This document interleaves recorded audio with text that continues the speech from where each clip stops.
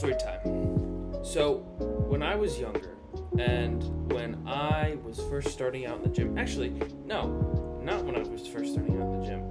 I was already in the gym for a while. I was already lifting for a long time.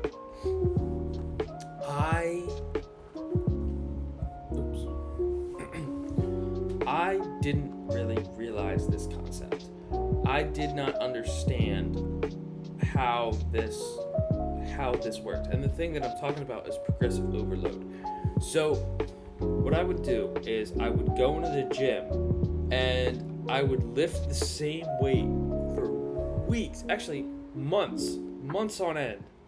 And then I would sit there and I'd be dumbfounded and I'd be like, I'm going to the gym every day. Why am I not building muscle? Why am I not making gains? And what I didn't realize is that the muscle, it responds well to a certain weight, but over time, as you lift and as that muscle gets comfortable, it's like, oh yeah, the muscle's like, oh yeah, we've done this before, we've lifted this weight, this is no problem.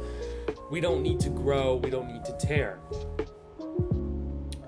And it wasn't until I discovered progressive overload that I kind of pieced everything together and figured it all out. I didn't watch a video like this. I didn't see a video like this. I kind of figured out progressive overload on my own. So what I want to share with you is I want you to skip over that and I want to tell you what progressive overload does for you, because truly it is your best friend in the gym. You got a couple best friends, but that's one of them. That's one of them in the gym. Lifting and going to the gym is great, but if you're not really pushing yourself and really lifting heavy, it's not going to do anything for you. It's not going to grow muscle, because like I said, the heavier weight that you do, the bigger your muscles are going to get. Obviously, don't do a weight that you can't even lift, because it's too heavy and your muscles aren't going to tear from it. Like if you're trying to do a 315 bench press or squat or whatever, and you can't do that, then obviously don't do it, because your muscles aren't going to tear. That's too heavy for you. Your muscles can't lift that. So progressive overload allows you to go till failure, and it allows your muscles to grow. So what you need to do is you need to track it week on week. So what I do is I will either remember the weight from last time, and that's kind of been working for me, is I'll remember it up here, or I will pull out my notes app in my phone and I'll write down what the weight was. That worked when I was trying to figure out what exercises to do. So I would try an exercise and I wouldn't remember the weight right away, so I would write it down in my notes app, and when I would come back to the gym, I would pull the notes app out and I would put the weight in, and it was great. And then I could look at that weight and I could push myself, and then if I passed that weight, I could write down, okay, new weight is this. That allowed my muscles to grow, and that allowed me to put on size and get bigger. I know I'm not the most jacked person right now, but I used to be so much skinnier than this. I used to be an absolute twig, maybe 3 years ago. Because when I was starting then, I didn't understand jack about bodybuilding. Nothing. I just thought going to the gym and lifting weights was gonna get you progress. I didn't understand the nitty gritty, the progressive overload, and all this other stuff. Because I didn't really have anybody to teach me. I kind of figured this all out on my own. So again, that's why I'm making these videos, so you can skip past that and you can make faster progress than I did. Because I genuinely want to see you win. I do. I want you to achieve greatness in the gym. And I want these videos to help you. That's why I make them. Is to show you the pitfalls and how to avoid them. I'm basically giving you cheat codes in the gym, and what I've noticed worked for me, and what I think will work for you. Now, what I'm saying here, you might try it and be like, I don't really like it, and then you come up with your own variation of it. That's awesome. That's the beauty of the gym and fitness, is that you can test your own things, and you can find your own things and kind of go about your journey in the way that you like. I just want to help you fast track it. That's all. Now, getting back to progressive overload, how do we do it? What is the step-by-step way to progressively overload? Okay, let's say that we're doing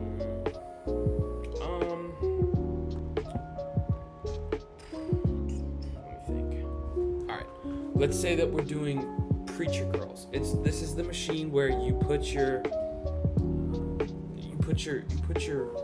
triceps on a pad, and the pad is sloped kind of downwards, and you put your biceps are up like this, and then you extend your arm, and then you pull it back up. So that's the movement we're talking about. So we're talking about preacher curls. Let's say that you are doing 85 on the preacher curl bench, which is very good, by the way. That's a good weight. 85 on the preacher curl bench. Now, if you were to keep doing that weight over and over and over again for months, and you just stopped like changing the weight or whatever, eventually like I said before, your muscles are gonna be like, oh, we can lift this before. This is fine.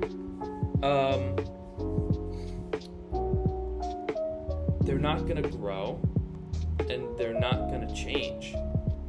So what do? And this is another thing too, is you need to have a set rep range. That before you achieve that rep range, any amount of, if you do a number of reps that's before the rep range, the weight is too heavy. If you go past that rep range, the weight is too light. So for me, I like to do 10 to 15 reps is my sweet spot rep range. So anything below 10 I know is too heavy. Anything above 15 I know is too light. So with progressive overload, you need to be,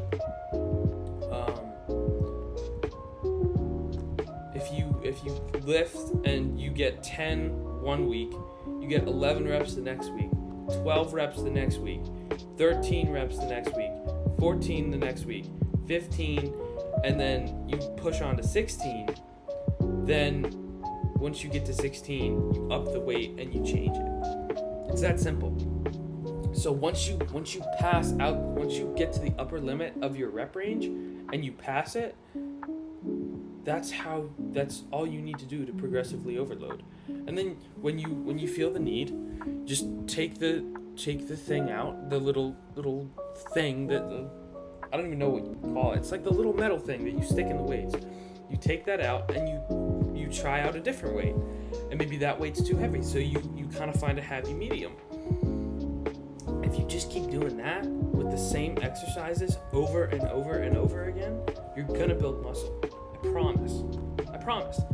That's what I've done, and I've built muscle. I've built a lot. Well, I wouldn't say a crazy amount, but compared to what I looked like before, yes, I've built definitely more muscle. And that's because of it. That's because of progressive overload.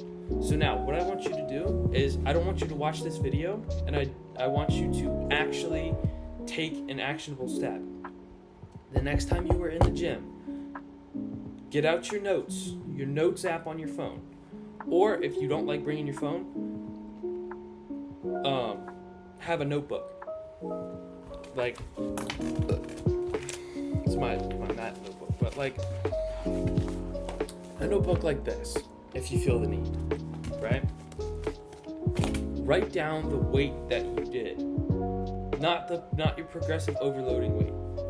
Do the starting weight that you did, and then track the weight that you want to do or want to get to. So, for example, if you're doing, we'll go back to the preacher curls, 85 on preacher curls. If you want to get to,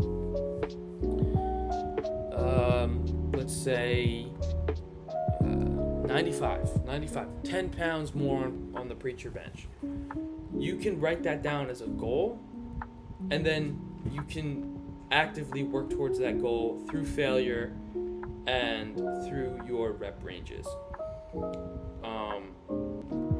In order to find the right weight for you, you have to know that you are at the right weight is you fail before you reach the end of your rep range.